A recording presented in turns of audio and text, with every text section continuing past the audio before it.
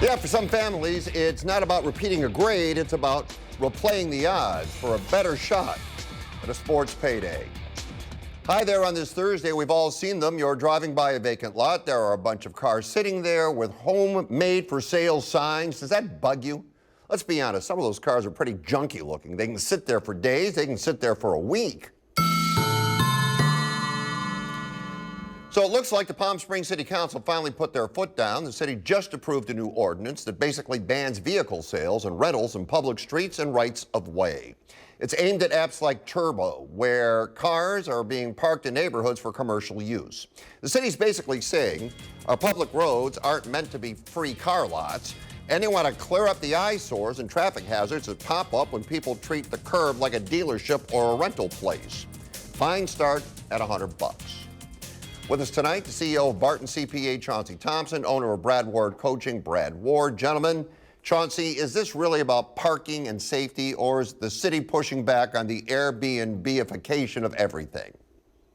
I think it's about the parking. You know, I've driven down Barristo, which is close to the airport. You can see these cars lined up in front of people's apartments and condos with these padlock type situations that look like open house locks on homes where they're attached to door handles and people are going in.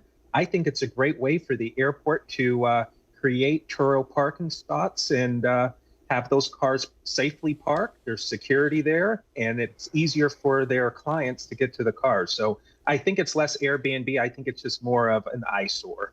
What do you think, Brad? Brad? You know, I hope it's about safety, but it could be a revenue thing. There are lots of intersections in Palm Springs where this is a real problem, like Sunrise and Ramon. It creates a distraction for drivers trying to navigate traffic. All right, how do you fairly enforce this without ticketing somebody who just doesn't drive very much, Brad?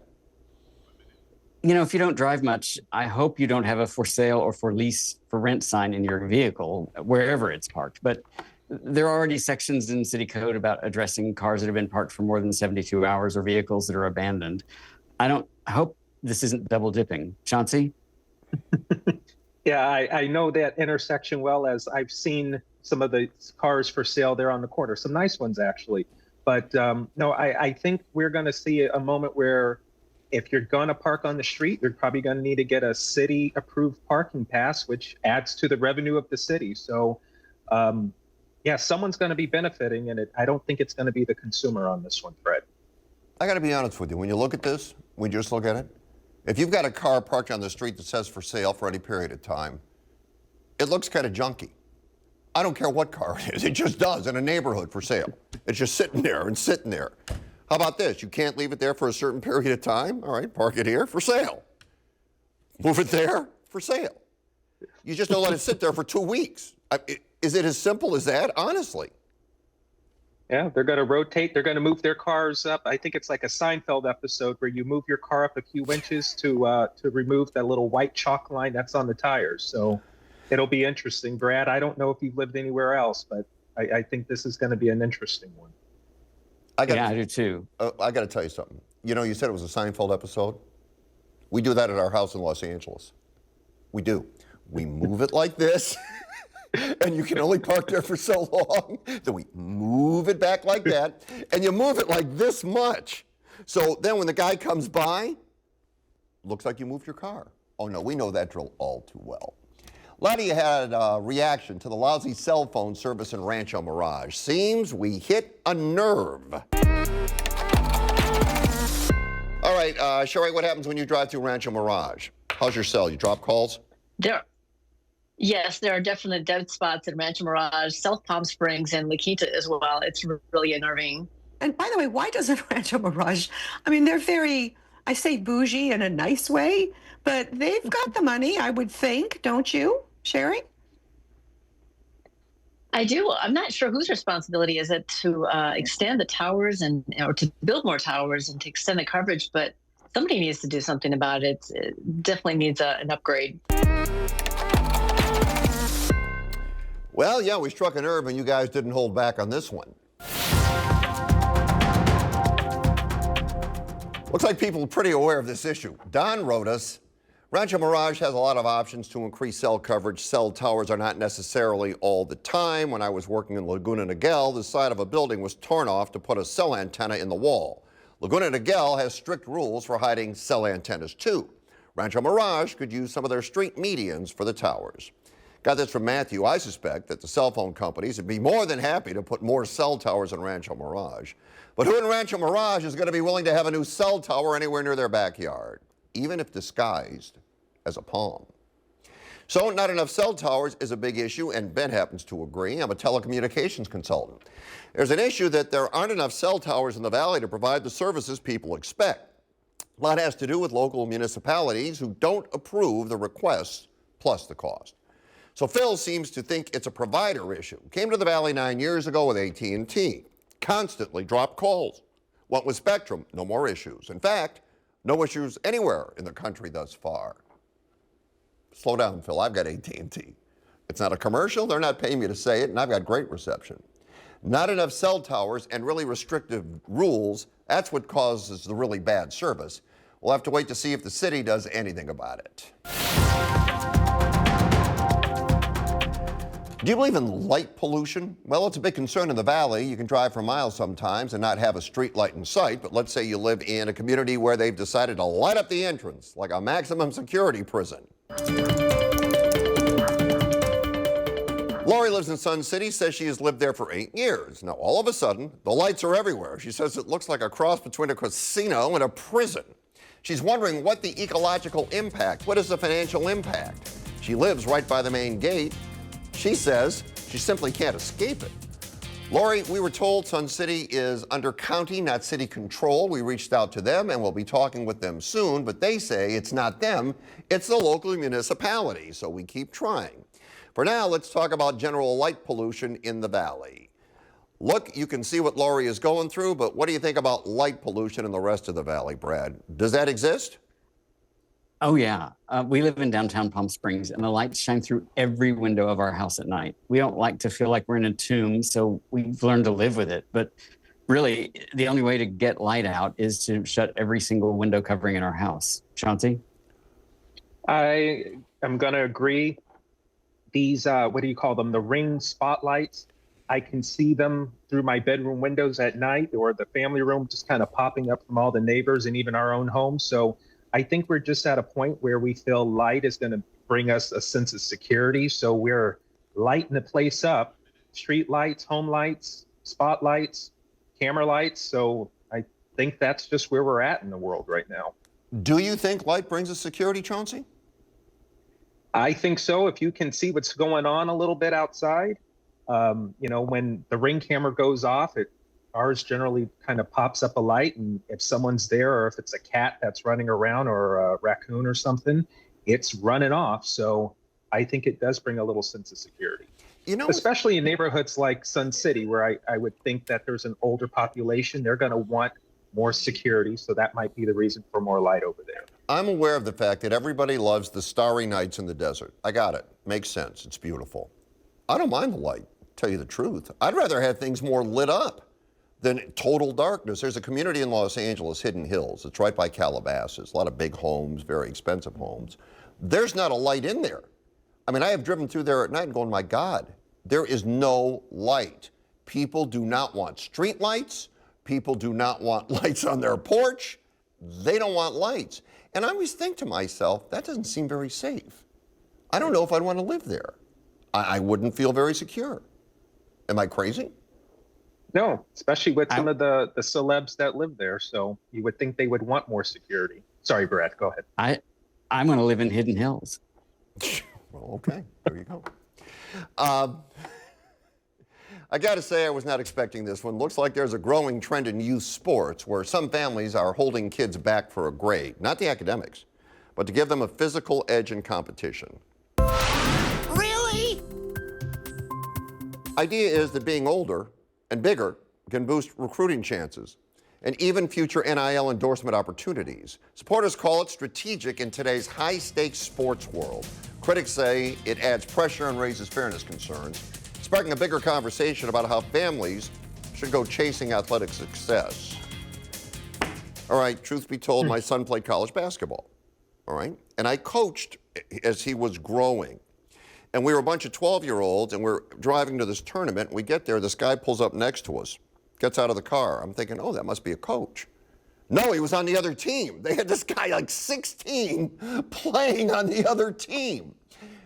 On the other hand, we saw situations where you would see a much older kid held back because then the parents believed they would have a better chance for a scholarship. And back then there was no NIL, but now there is. Chauncey, what do you think of this? I hope they get their return on the investment, because another year of that kid at home is just costing them more money. So I think this is a little ridiculous personally. If your kid is that good or going to be that great, hire a personal trainer for that person, so that way you can get them into the school or the program that you want them in. But this just seems absurd. And frankly, I think it's probably killing that kid's mental, that social mental health aspect of being held back a year. But Brad, what are your thoughts? Because I'm not for it. I agree with you. I think it's kind of pushed us to the point of where we prioritize professional athletes over the bricks and mortar of society, like teachers, nurses, and plumbers. It's just kind of weird to me. Yeah, it is. Yep. And I'll wrap this up with this. It does more harm than good. You think you're helping your son or daughter. You're actually hurting them in the long run. But don't ask why that 10th grader is a 6'4", 250-pounder. Just be a good neighbor.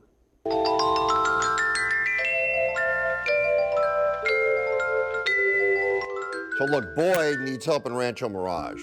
Don't call him out of cell because it probably doesn't work there, but if he were to answer, he has to have somebody get his apartment organized. Josephine in Palm Desert looking to board her dog with someone who keeps them in their home. Anybody know one? Nancy La Quinta needs some help trimming the bushes in her yard. She'll pay by the hour. Cheryl in Indian Wells needs some recommendations for home insurance coverage. Who's got a good company for her? We never hear from anyone in Coachella or Desert Hot Springs. Once in a while, say hi. As a matter of fact, everybody tell us what you think. Find Fred on Facebook and Instagram at Fred Roggin, or email thedesertdean@gmail.com. Just because there are only two wheels doesn't mean you won't need a license to drive.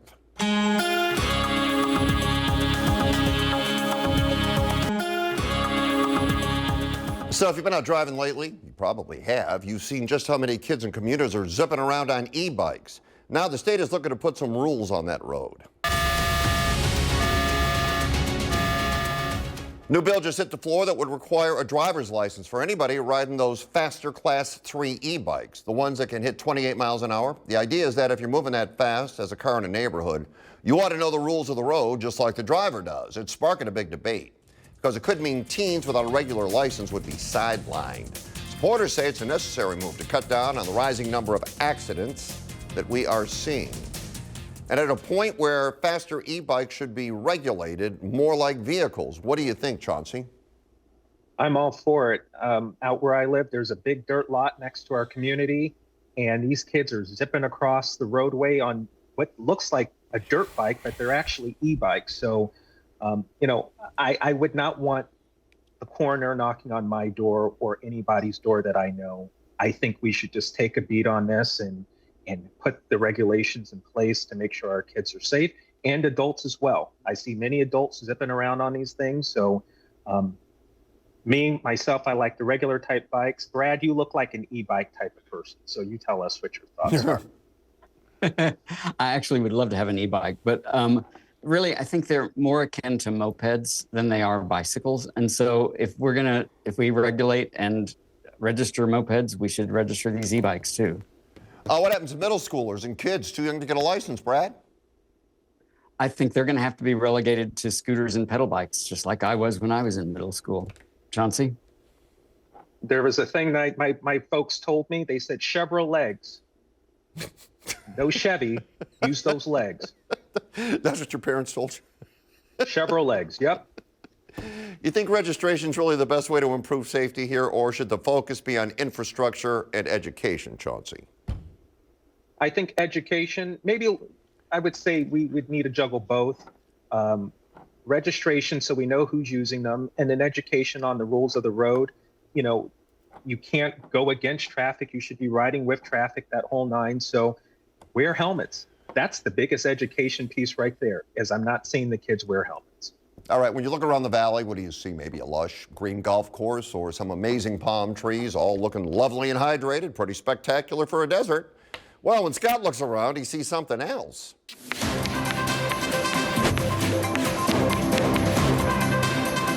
Well, the valley's road medians, golf courses, and unused ornamental lawns grow green throughout the Coachella Valley. The kids in our area are playing on dirt soccer fields. What are you talking about? We went out to the park, and this is what we found. Scott went on to say, not having grass to play on isn't the worst part.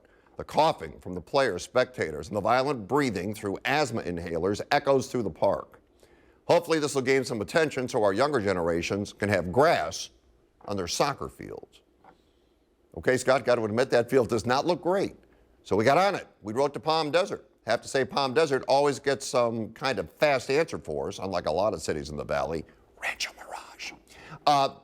They said they expressed their concern and said, hopefully is one of our most heavily used athletic fields with that level of consistent high-intensity use. Natural grass can wear down quickly, especially during peak soccer season. So the parks team is basically doing a balancing act. They know the fields need a long break to get the grass back to perfect shape, but they don't want to kick families and local teams off the dirt for weeks at a time. So for now, they're sticking to regular safety checks and quick maintenance to keep things playable without having to shut down the gates entirely.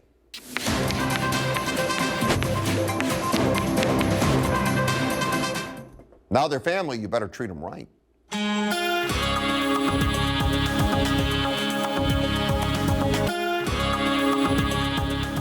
You consider your pet part of your family? New laws are going into effect soon that'll back you up on that. They can lead to severe penalties for animal cruelty or neglect, including up to 5 years in prison and heavy fines. They also allow courts to determine who gets custody based on the animal's best interest. Lawrence Presley, Walter Clark Legal Group is here to tell us about it. Lawrence, welcome to the program tonight. Hey, thank you. Okay, so I think this is a pretty interesting law. Now, your pet is considered a part of your family. All right, so that's really what the law is saying, but what does it mean? The law is saying that now, with any type of inhumane or willfully infliction of pain toward an animal, that you could face charges up to 5 years in prison and a $25,000 fine. This sentencing is similar to the child neglect laws here as well. All right. So, in other words, what they're saying is if you have a pet, you better take care of your pet. You better not abuse your pet. You better not just abandon your pet. Is that, in essence, what this is saying? Right. The animals are essentially now treated as family and not as property. They're sentient. They can feel pain, fear, distress. And our laws already do protect those vulnerable with diminished capacity, such as children or the disabled. So similarly, the laws are now protecting animals as the same. All right. And I guess courts now consider the best interests of the pet in custody cases, similar to child custody, correct? Correct. All right. That would mean that you are the person overseeing the minor, in essence, if you have a child. And you have to make all decisions and the best decisions possible to preserve that animal's life. Is that fair to say? Yeah, that is fair to say. Okay. And if, in fact, someone can point out, and I think it'll be tough, I actually think this will be tough for them to enforce this at times, because a lot of people don't know what goes on in somebody else's house, right? They can't tell if you're really caring for your pet, if you're really feeding your pet, if you're giving it the love that it needs. How do you authorities are going to be able to enforce this? Authorities will have difficulty enforcing it based on how animals are treated inside of their home or in private vicinities. However, in public, where dogs may have any type of wounds or bruising, limping, there would raise some suspicion that officers could question the owner.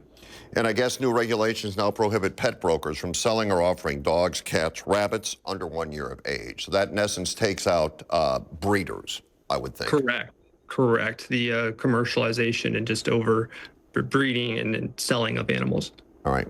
Lawrence, great stuff. Thanks for coming on. Thanks for explaining it. Thank you for having me. Thank you. On the other side, the Riddler checks in.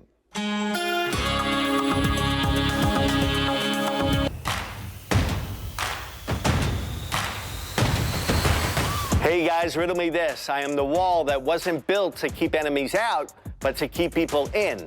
And my fall signaled to the end of an era. Is it true opposites attract? If we're different, it makes it more exciting. Hey, let's bridge the gap. Find Fred on Facebook and Instagram at Fred Roggin or email thedesertdean@gmail.com.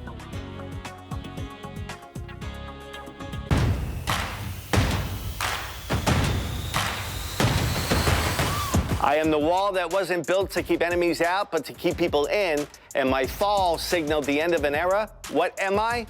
The Berlin Wall. Yeah.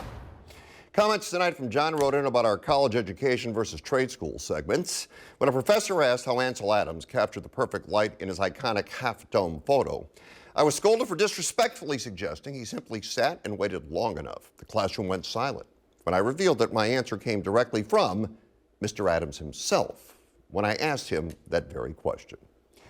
Got this from Don. About a month ago, you talked about the freeway puddles. A few days ago, KESQ had a story about a two-vehicle crash that ended up in the water puddle. They tried to blame the puddle for an auto accident. The puddle wasn't the problem, but the drivers. Shows you stay ahead of the other station and out of puddles. We go 24/7. We're going tonight, and we're doing it hard. NBC Palm Springs. Go to the website. Click on programs. Click on the Roggin Report. Content from our episode tonight will be up there, and from our past episodes as well. Appreciate you watching. Have a great evening. Wheel of Fortune is next.